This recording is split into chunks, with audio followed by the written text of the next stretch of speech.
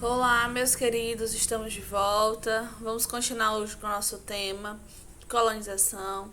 E hoje a figura que nós vamos falar, importantíssima da nossa cultura, para a nossa identidade cultural, são os indígenas. E hoje vamos explicar um pouquinho como foi que esse índio, as consequências na vida dos indígenas com esse processo de colonização. Bem, vamos iniciar. Eu já falei um pouco até aqui, um pouquinho sobre os indígenas, mas hoje vai ser especificamente sobre ele.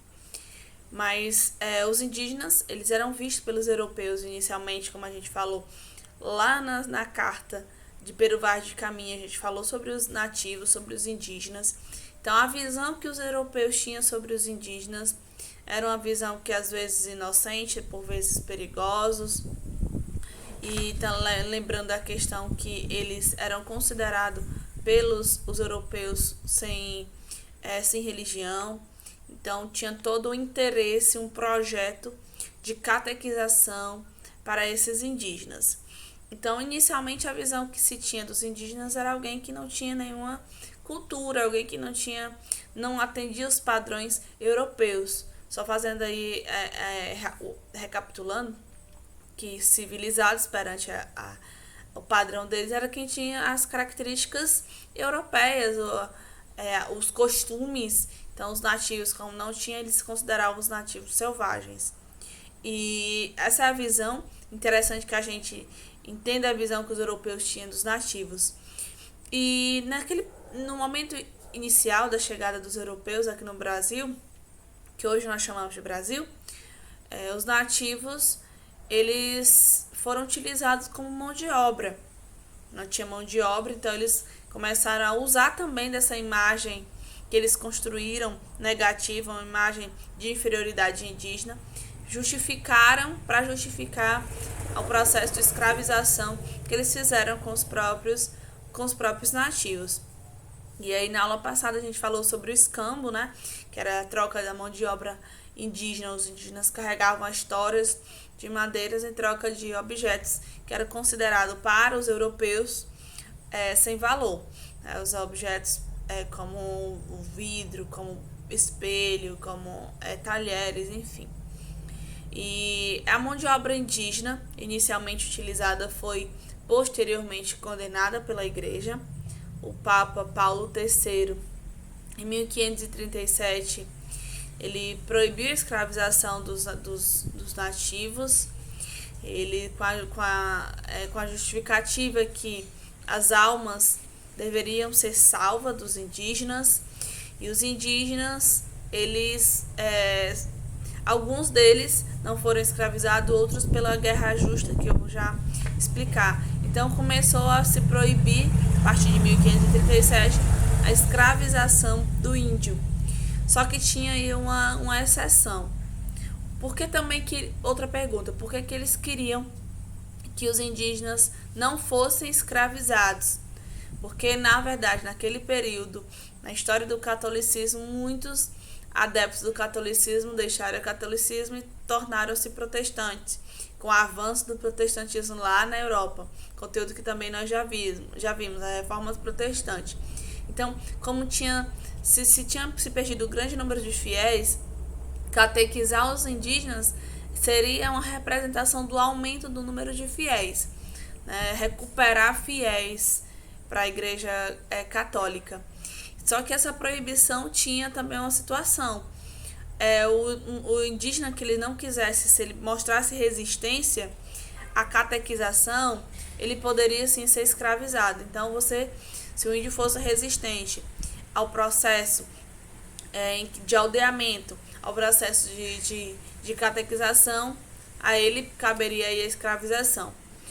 A resistência indígena, é muito importante que a gente trabalhe a resistência indígena, que a gente tenha consciência de quanto os indígenas até hoje mostram resistência, eles foram defensores dos seus territórios. Uma resistência muito interessante da gente falar eles resistiam de que forma, professor? Eles fugiam, eles saíram da região do Nordeste, do litoral brasileiro, e foram para a região mais central do Brasil, região norte do nosso país, fugindo desse processo de colonização, de catequização. Eles incendiavam os engenhos, os centros de ocupação. Isso era uma forma de resistir. Eles tinham um inimigo, também uma aliança que foi feita com os tupinambás e os tupiniquins, que tradicionalmente eles eram inimigos aí, né, em lutas, em disputas por territórios, eles se aliaram aos franceses contra os portugueses. Então, é possível também que a gente observe a ação dessas alianças. Então, se tinha um objetivo, um inimigo em comum, que eram os portugueses, e justamente se viu os portugueses como um inimigo porque eles fizeram esse processo de escravização com os indígenas, né? Então, esse processo de domínio dos indígenas fizeram com que eles se aliassem a tribos rivais e também aos franceses. Outro exemplo também de resistência, essa no Nordeste, da Guerra dos Bárbaros. Essa resistência que se desenvolveu lá no século XV, se estendeu até o século XVI, porque a vitória dessa resistência significava permanência na guerra. Então, se vencesse esses colonizadores, se permanecia na terra que era tão bem vista, a terra que era tão sagrada para os indígenas. Então, por isso essa luta constante, essa não entrega dos indígenas para os europeus, porque a terra para eles era importante, né? A sua cultura, a preservação da sua cultura, da sua forma de viver também. Vamos para a catequização. Então, voltando, eles queriam aumentar a quantidade de católicos no mundo, então eles fizeram esse processo de catequização. De que forma eles fizeram isso? Inicialmente, esse processo de catequização, os europeus eles se instruíram sobre a cultura indígena, então eles se informaram sobre a fala indígena, sobre os costumes de uma forma geral, e aos poucos eles fizeram a integração dessa cultura. Então eles entendiam como é que os líderes das tribos agiam, como eles, e se integraram dessa forma. Eles chegaram e fizeram um processo de aldeamento. Esse processo de aldeamento, que eu vou falar agora, é um momento em que eles passam toda uma rígida disciplina aos indígenas. Então, os indígenas, eles agora teriam sua vida pautada na divisão das tarefas, eram passadas as tarefas e nos horários a ser cumprido, de uma forma que o indígena perdia aquela característica cultural anterior à divisão das suas tarefas e agora atendia a divisão que os jesuítas, responsáveis por essa catequização, impunha aos nativos. Foi fácil essa conversão? De forma alguma. Eles resistiram, eles queriam se manifestar religiosamente de acordo com as suas crenças. Então, na realidade, nós sabemos, fizemos essa discussão, que eles não tinham, embora os europeus acreditavam que eles não tivessem cultura religiosa, só que eles tinham sim, eles tinham a sua cultura religiosa, eles acreditavam nos vários deuses.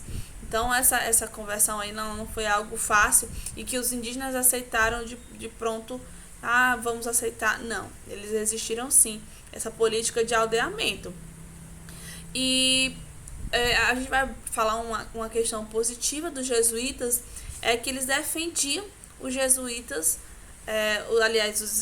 os índios da escravização. Então eles faziam esse processo de catequização e os indígenas se livravam da escravização. Aqueles que resistiam que eram escravizados, né, como a guerra justa. As fugas, de que forma eles resistiam? Eles fugiam, eles resistiam também à questão do trabalho, eles tentavam, faziam, tanto é que foi feita se trouxe os africanos para o Brasil por conta da resistência do indígena ao trabalho. Era uma forma de resistir, não que os índios eram preguiçosos de forma alguma. Isso aí é uma ideia que foi passada e muito mal compreendida. Não, os índios eles não eram preguiçosos, eles resistiam ao trabalho. A resistência do trabalho também era resistência ao processo de catequização, o processo de dominação, na verdade, o processo de dominação europeia, perdão. E eles resistiam também à cultura religiosa. De que forma? Eles faziam uma mistura dos elementos religiosos da cultura que era imposta católica para eles com a cultura que eles já tinham. Então era uma forma também de fazer com que a sua cultura religiosa continuasse viva para eles, né?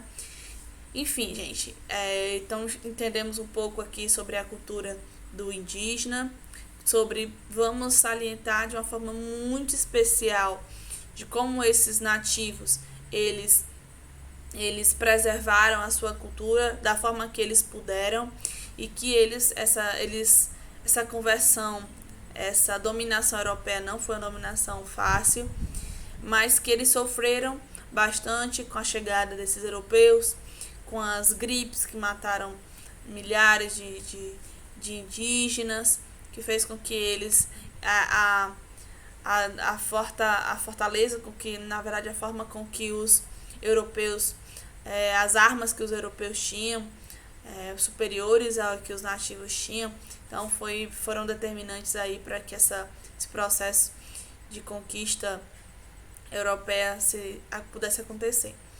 Então, a gente continua a discussão sobre a catequização, sobre a colonização lá no MIT, com a resolução de questões. A gente vai debater sobre fazer uma revisão e fazer uma avaliação também sobre o que a gente entendeu do conteúdo lá no MIT, todas as quartas. A presença, a bonificação para quem está participando, ela sempre vai acontecer, então não deixe de participar, tá certo? Então a gente encerra por aqui e se encontra na nossa próxima aula, então lá no Meet.